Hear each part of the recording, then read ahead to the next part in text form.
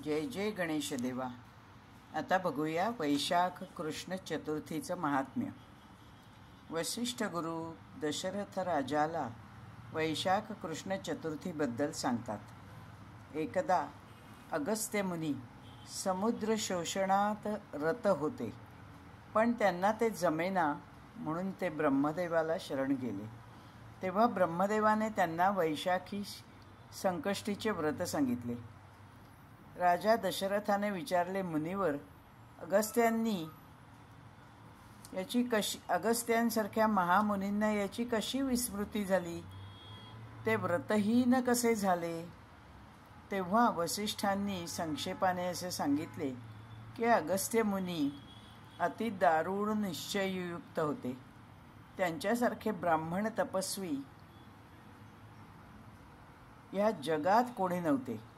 वेदशास्त्र पुराणामध्ये नानाविध कर्मे असतात, काही नित्य कर्मे असतात तर काही नैमित्तिकही असतात।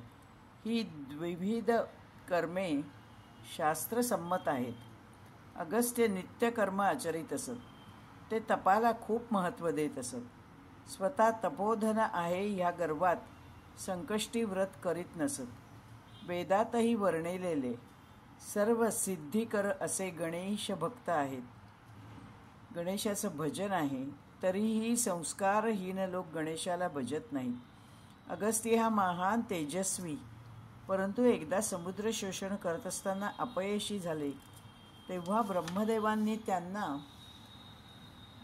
सांगितले की तू नित्य कर्म करीत आहेस, परंतु नैमित्तिक चतुर्थीचे व्रत विसरलास, संकष्टी व्रताचा त्याग केला, म्हणूनच असे फल निर्माण झाले।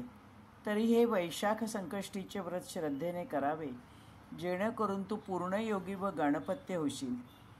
तेव्हा त्यांनी व्रत आचरले आणि पुरुषार्थयुक्त होऊन समुद्राला शोषवले।